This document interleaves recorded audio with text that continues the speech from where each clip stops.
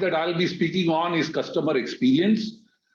And I would also illustrate how customer experience is linked to both profitability as well as sustainability. First, something about me. My name is Ekhlaque Bari. I am the CIO of Jubilant FoodWorks. We are the largest QSR brand in India with 1,600 plus stores. It is my endeavor to complete the presentation within the allotted time of 30 minutes. But I'm very passionate about this customer experience as a topic. And therefore, I might spill over by 4 or 5 minutes. So I seek your forgiveness upfront in case I go beyond the time. Before I start, I would like each one of you listening in to step into the shoes as a customer. You're all customers of some product or service, right? It doesn't matter what product or service, whether it is your smartphone, your mobile, your Tata Sky connection, your broadband, whatever that might be, or the grocery store. Just be a customer for a minute and not the audience. And think about a time when you were frustrated or disappointed with a poor experience being provided by a particular organization or company or whoever you're trying to avail that product or service for. So I'm just going to give you 10 seconds. Just make a mental note or a physical note of either 1 or 2 instances where you believe that the experience could have been better. And I'll come back to this later during the presentation. Okay, customer experience is about a lot of things. Customer experience is about a lot of things, right? It's retention, word of mouth, brand connect, price tag. There's just a zillion things that drive customer experience. Here is another view of customer experience. I got this from the internet. And when I looked at this, I said, oh my God, there's so much going on with respect to customer experience. So I believe customer experience is a bit like water, right? It's very subjective. It's very, you got to feel it. It's a lot of opinions. And just like it is very difficult to hold water, it is difficult to get hold of customer experience and put your arms around it, right? My presentation today, my talk today is how can you get your arms around and actually hold water, which is near impossible to do. So keep that in mind. Okay, let's understand customer experience. So what adds up to customer experience? There are zillion of things that add up to customer experience. In this particular case, I have put together 5 themes that come together to form the customer experience. There might be others. I seek your forgiveness if there are some important things that I've forgotten. However, these 5 things that I'm going to share with you are absolutely key to customer experience. Some of them are obvious ones. Your product or service doesn't matter, how quickly you deliver the product, to how efficient you are. If your product or service is not good, customer experience cannot be good. Poor product, poor service will always lead to poor customer experience. I'm not going to dwell on that. That's a given. It's hygiene. Another one is price, right? So if you have a great product or service, but it is not priced correctly, or it is being overpriced, the customer has a certain expectation with respect to the price. If you make the customer pay more, his or her experience, irrespective of the product quality and other factors, is not going to be great. And therefore, all organizations must endeavor, how do I keep the price that is acceptable and as per the expectation of the customer? And one of the very important things for you to keep your price under control is to manage costs, right? So this is a conference about logistics. And when you are in logistics, if you were to reduce the last mile delivery costs or by either the route optimization or increasing the deliveries per person or decreasing the trip volumes or even in fact increasing the vehicle capacity, all of these leads to savings. When these savings come, you are able to pass these savings on to the customer and therefore have an acceptable price. I would also remind you that think of something as a laptop. A decent laptop comes at 50,000 rupees today, and 10 years ago, in 2012, a decent laptop came at 50,000 again. And during these last 10 years, inflation has grown by 4-5% every year, and you can imagine that net present value. In net present value terms, a laptop would be 25,000 today. Right? Yet those OEMs have managed to reduce the cost and are still giving you a laptop at 50,000 rupees. The same thing applies in logistics. You have to constantly work on reducing the cost so that you can pass the benefit to the customer. The other benefit of reducing the cost and reducing the delivery time and the route is sustainability, as spoken earlier by the speaker. So this not only adds to your ability to give a better price, but also drives sustainability. My third piece, and there's just one particular slide on this, that if you have a great product and if you have a great price, but if your people are not behaving well with the customer, it doesn't matter what you do. Eventually in the long term, you're going to lose. There is a particular airline whose price was great. I think the product service in terms of being on time was also great, but it was the behavior that led to a steady decline in the customer base. And then they had to work on the behavior side. So behavior of your personal impacts customer experience. Another one, very important one, is the trust, right? You got a great product, you got a great price, your people are behaving well, but the customer doesn't trust you. The customer doesn't trust you that you are doing what you are saying. If you are claiming that you have a certain carbon footprint and it is wrong, if you're saying that you're not sharing the data but you are, all of these lead to erosion of trust. And it is very important that you build your brand and your company and your organization basis trust. In logistics, it is extremely important that the customers are putting in a lot of mock locations. Now, in this particular case, your customer happens to be a B2B customer also. And therefore, mock locations lead to higher costs, overpricing, and bring down it actually impacts other customers also. And therefore, a logistics solution that helps you manage mock locations is always helpful to build trust. Another one is this fake delivery attempts. I was in US in May, and I ordered a few things from Amazon. They got delivered to the hotel I was staying in. But I was very surprised when I reached the hotel in the evening, none of the items were there. I chatted with the Amazon representative and they were very casual at saying, sir, it happens. Well, they didn't say, sir, it happens that, the delivery is marked before it is delivered. I said, oh yeah. But that is true. All of you who have some experience in logistics know that this happens. And therefore, ability to manage fake delivery attempts will also lead to building trust with the customer.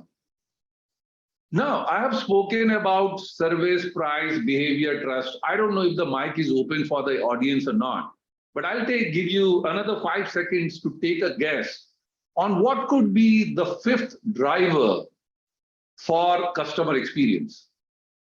Right? Maybe make a note of that. And if your mic is open or if you can chat, you can put it in the chat. It'll be good to know.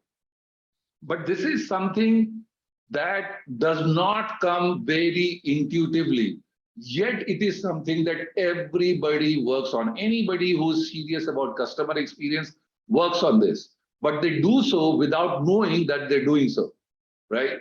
And that, my friends, is effort, okay? What is the customer effort in availing your product and service?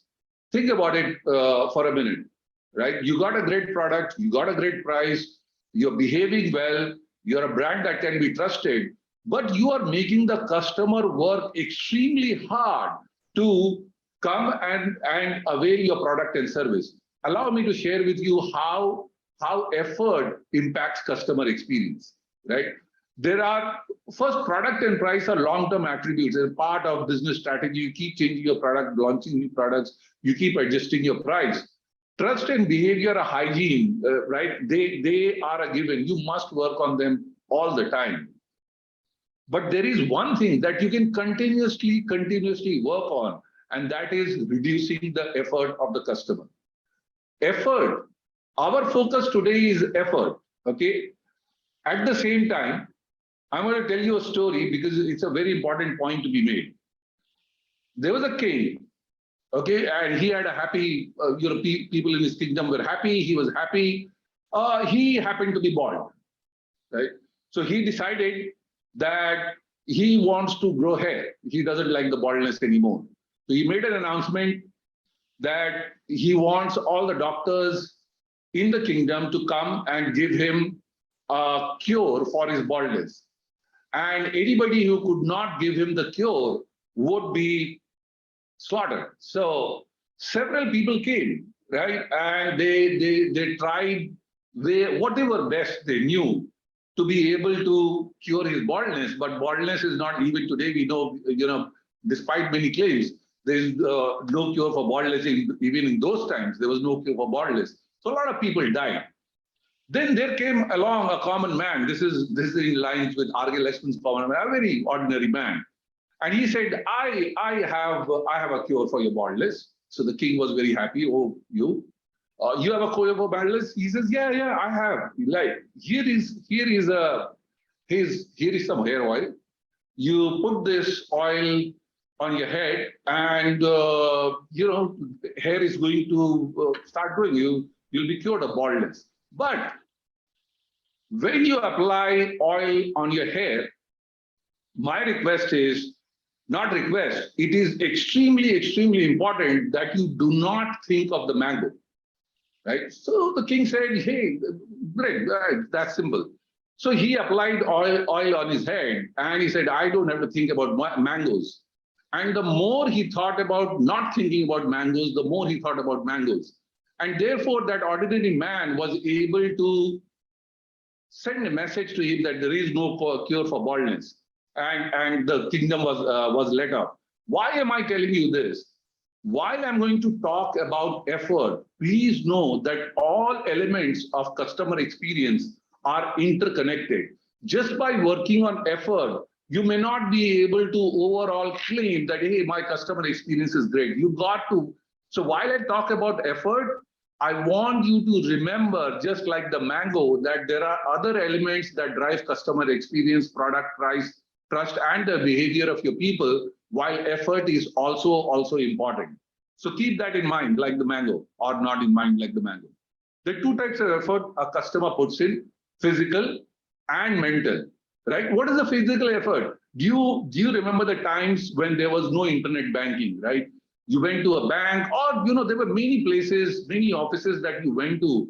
It was crowded. You had to get into the queue. People wouldn't queue. It would take forever to get something done. There were 10,000 documents to be managed. It was horrendous. And with online banking and some of the even some online bankings require a lot of effort. But that's mental effort. I'll come to that.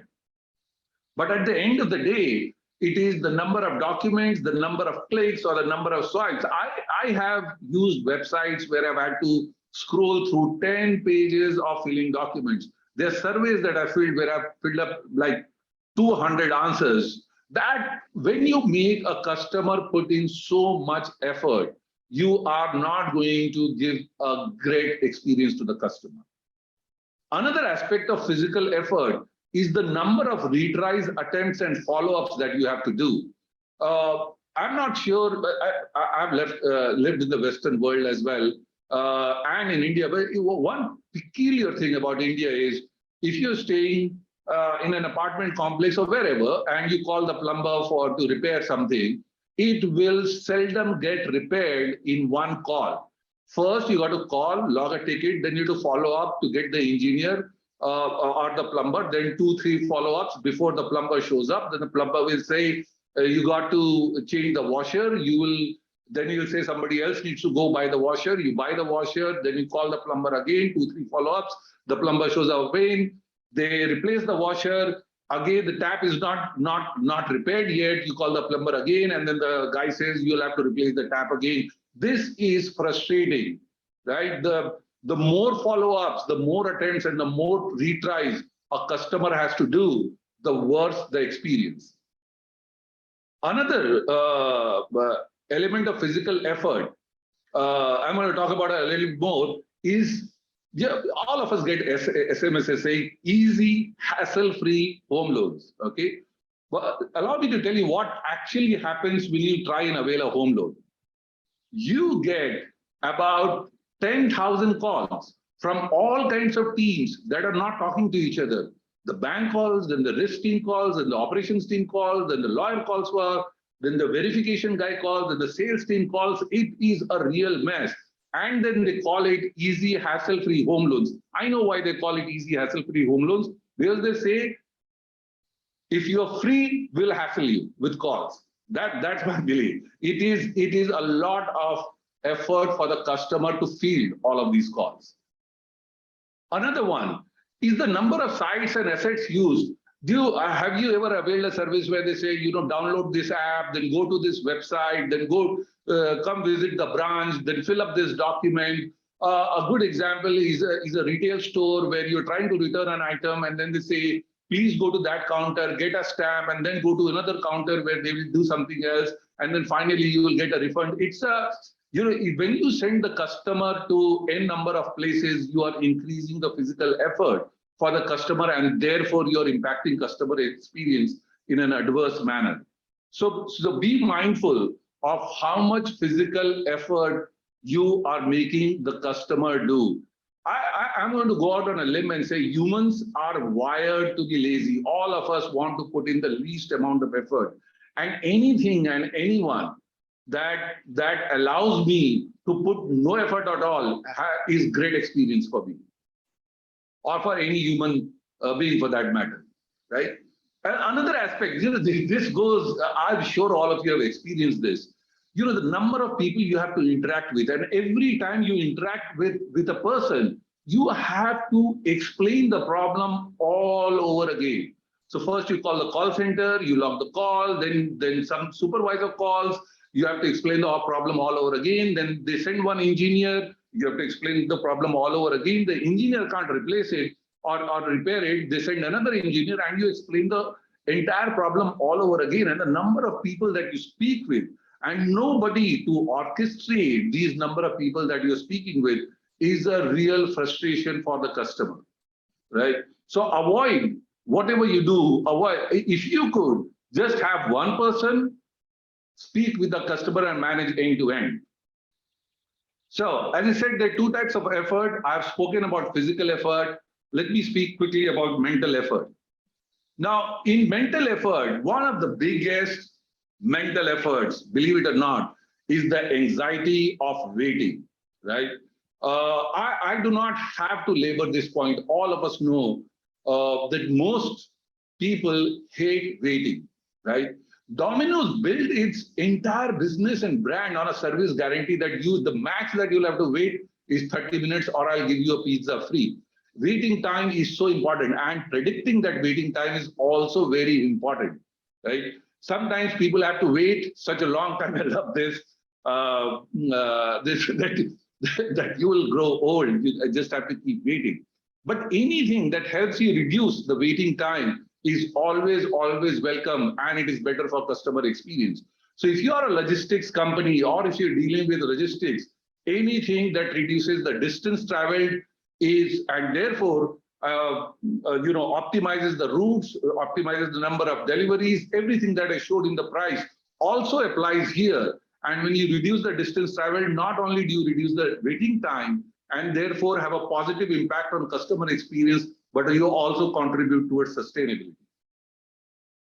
Transparency, right? Go back 10, 12 years. How often did you know where your order or product was if you ordered something, right? and not knowing where your product or your service is. If you have logged a call, let's say your washing machine is broken, and you have logged a call with the OEM, but you have no idea when the engineer is going to visit, or if the engineer is going to visit or not. So this transparency about your products and service is absolutely key to customer experience. And when the customer doesn't know where his or her product or service is reliably, right? Just don't. There are certain courier companies. When I've gotten some international shipments, I got in a tracking number, I put it in the website. First of all, the website is so cluttered. I'll come to that. But then, you put the tracking number, it says shipped. What does shipped mean? Right? And it has no idea when it is going to arrive or what the status is. So the transparency as to where your order or your product is extremely, extremely important. And give as many ways for the customer to find out where your order, product, or service is, whether it's through a bot, through a SMS. Just make it extremely easy for the customer to know. In fact, many companies already do it.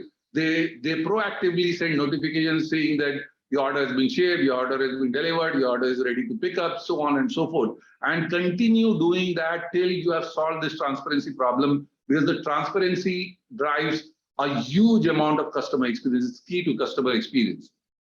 Another one is clutter, right? So I think this is early 2000s, before Google made a dent, or the late 90s.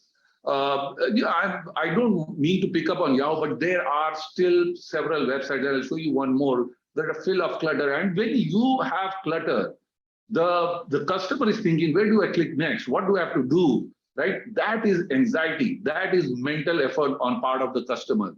And if you know what Google just completely did away with all that clutter and put in the search engine, and the rest is history as to where Google is. It's not only about reducing clutter. There's more to Google than just this reducing clutter. But reducing the clutter was a very important aspect of how Google came into the market and made its name. And all of us follow that today to the extent that we can, but still many of us have our assets that are cluttered, right? Here's another one. How many choices do you give to the customer, right? This is counterintuitive. Absolutely. Customer has not made a choice. You want the customer to make a choice, right?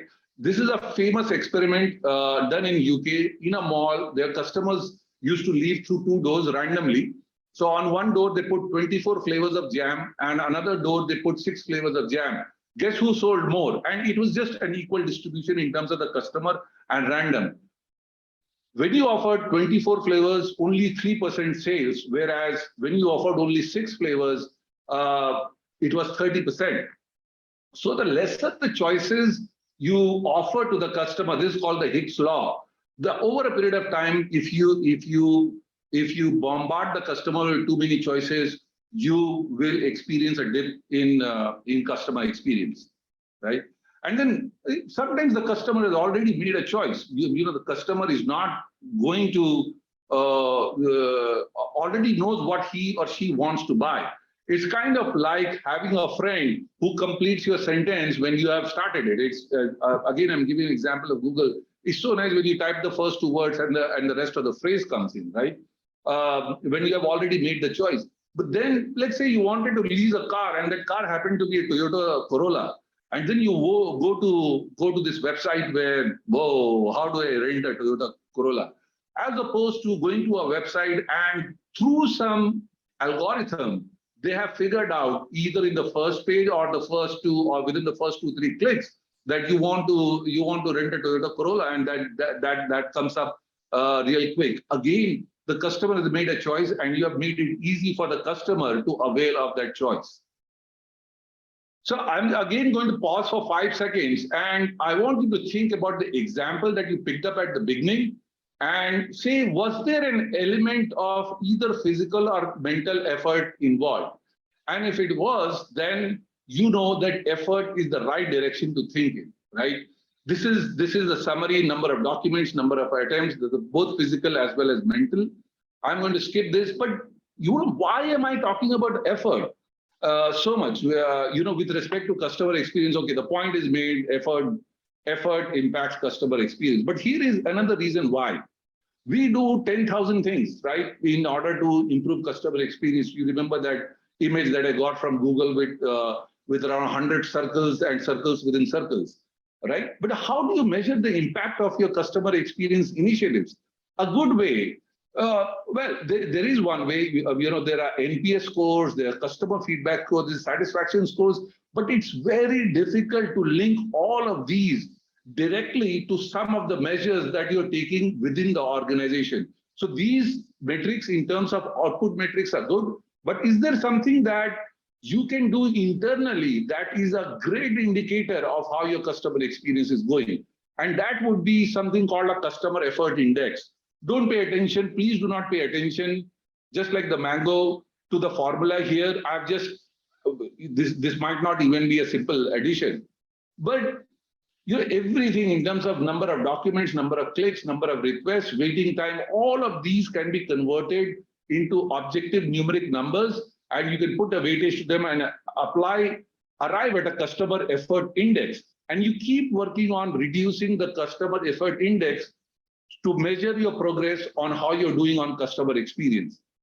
So knowing effort is important. Effort is relatively easy to measure. It is important to customer experience. So you measure customer effort and you keep reducing it, you'll be able to impact customer experience positively.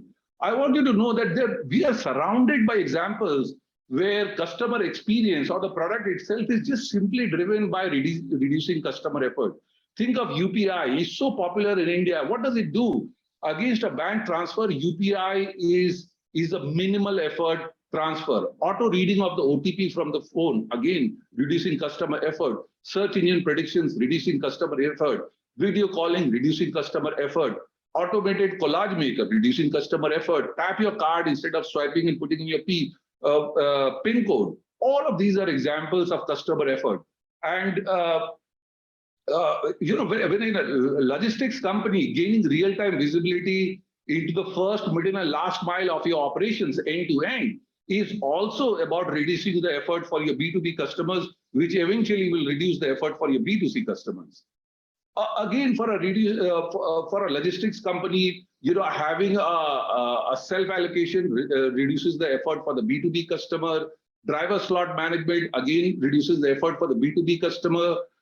Dynamic order clubbing, again, effort reduces, waiting time reduces, right? So online payment integration, again, you reduce the effort for the customer to having to come to your office or your retail store to make the payment. You go there where the customer is and you help take the payment. It also adds to transparency. It also adds to trust, right? There is a centralized dashboard that will also add to transparency. It will also add to reducing the effort. So there is waiting time, price, transparency, trust, the number of people that you can interact with. All of these, as a logistics company, if you are able to offer this to your B2B customers and therefore impact also the B2C customers, all of these will help in improving customer experience. I'm coming to the end of my presentation. In fact, it is the last 2-3 slides.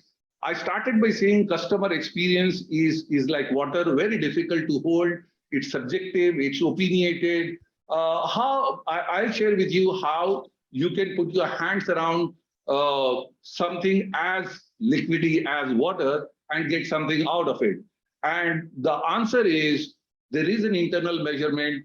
If you can establish a customer effort index, how much physical effort and how much mental effort is the customer putting in, you will be able to, what I will say, hold water. Thank you very much. No, great. No, I think, Ekhlaque, thanks a lot for that. In fact, there are some questions and we could probably take, 1 or 2 questions from the audience that we've received. So the first question that we have here is from one of the members of the audience. It says, adopting sustainability may come at a high cost initially. How do we evaluate what is the right time to make such a decision? And if there's some insights that you would like to share, that'll be great. Oh, yeah. So look, I would say uh, what I say to people, I'm a CTO, right? CIO. So a lot of people come to me asking me whether this or that is possible to do for tech. And my answer always is, hey, look, everything is possible in tech, right? If you want to clap your hands and a pizza to be produced, that's possible. It's just the amount of investment that you need to make. The economics of it makes sense. So it's not about yes or no. And therefore, in sustainability, yes, you have to make that call whether or not the economics of it is working.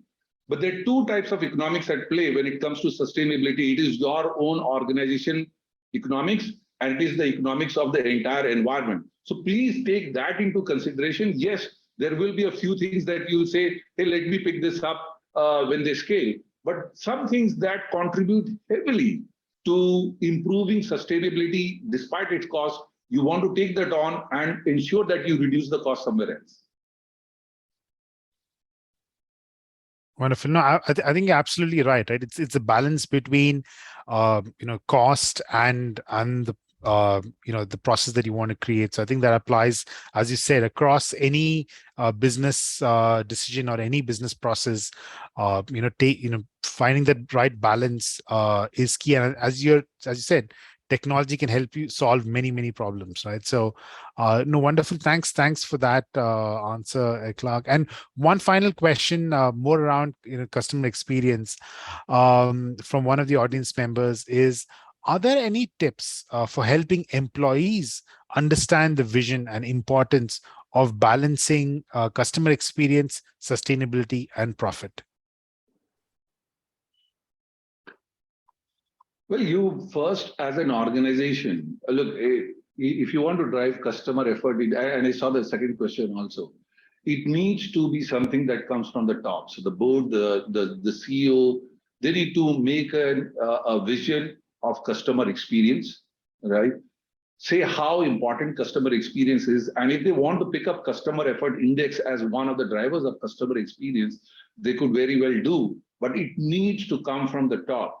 And when you, as I said during my customer experience presentation, that if you improve customer experience, and this is counterintuitive to what is believed, improving customer experience actually results in reducing the cost and therefore improving profitability. And some portions of it will also help you in sustainability. So a vision right from the top that says we want to follow customer experience, and this is how customer experience is linked to profitability as well as sustainability, and then drive that culture throughout the organization. That's the way to go. But there is no way you will be able to do it if, let's say, some senior manager on a organization picks this up and goes around, driving the culture. It has to come from the top. Absolutely, and I think for any business, right, culture driven from the top is the best way for getting and making sure that everybody in the organization is aligned to it. So, no, absolutely, completely agree with that, Ekhlaque. So I think with that, we are at the end of our time allocated for the session. So thank you very much. It was a pleasure, having you here and sharing wonderful insights on customer experience being pivotal for an organization. So thank you very much for your time, Clark. Thank you, Reza, and thank you, Shipsy, for having me here. It was wonderful addressing this forum. Thank you very much.